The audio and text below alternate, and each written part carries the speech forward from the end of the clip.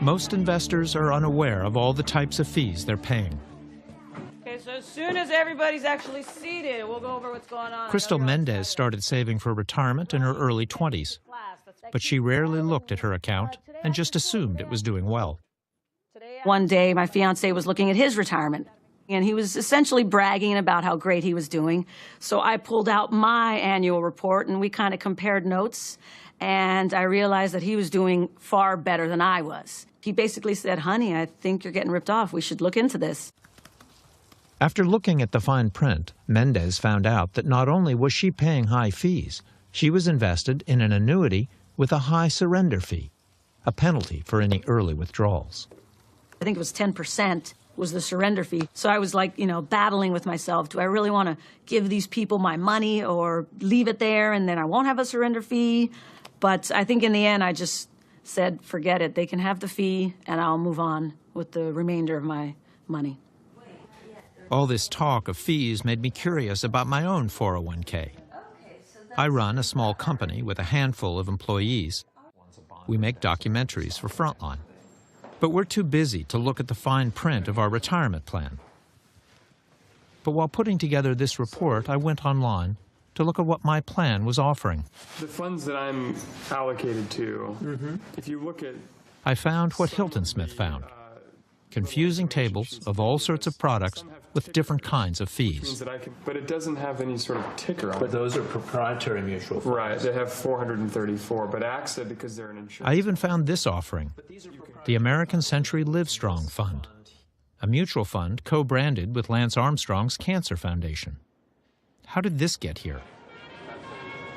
How do funds like these get into my plan in the first place? In seeking an answer, I came across another family of fees.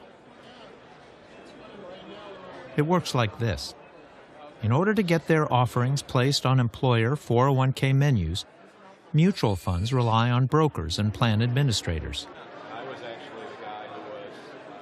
In return, the brokers ask for a payment or revenue share. It's a kind of pay-to-play arrangement, or as some say, a kickback, that adds another layer of costs to retirement plans. A lot of people use a term like kickback because in some ways it's a legal kickback. There's nothing against the law about it, but it is a sort of you scratch my back, I'll scratch yours kind of arrangement. If you sell our funds, you will get a portion of the revenue we earn from selling them through you. This is a kind of sub rosa part of this industry, and there's not a lot of information about it. But the fact of the matter is, as far as I know, that those kind of payments to brokers for distributing your shares has simply become part of the system. The brokers are getting a little religion here. They're saying, why should I distribute your funds unless you pay me to? You get these big management fees. I want some of it. You're getting plenty. Give me some. The problem is that these fees are not paid by the fund company. The bill is passed to you and me. Here it is, buried deep in my 401k plan documents. It took me about an hour to find the reference. Do you think the industry could do a better job of making people aware of the effect of fees on their savings? I think we could make people aware of the effect of every pressure that they have on their accounts. What stands in the way of doing that better job? What I would tell you is sometimes it's very difficult to get people to focus on something that seems complicated and dull and boring. So could we do a better job with helping consumers understand all the things that are tied to what they just bought, whether it's financial services or the riding lawnmower? Yes, it's too complicated. Retirement. Sit back, relax, pull out the paper, and what? An article that says a typical family pays $155,000 in Wall Street fees on their 401ks? Seriously? Seriously, you don't believe it? Search it. The average American household will pay nearly $155,000 over the course of a lifetime in fees alone. That's according to a new study. Here to break it all down, Robert Hilton Smith.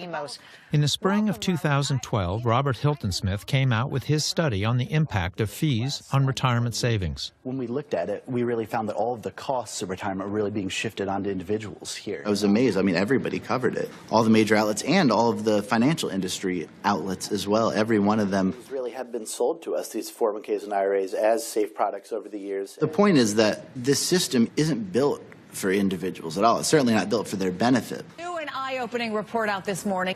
Fees are taking a huge chunk out of our retirement. The industry took issue with some of Hilton Smith's numbers, but he'd made his point. We're being charged a lot by these financial firms to do not a lot in a lot of cases. We need something different out there. We need something simpler, something safer, you know, honestly, something that people can put their money in, get good returns, not have to worry about losing their entire nest egg, and then trust that they'll actually be able to retire one day if they, you know, do the right thing and save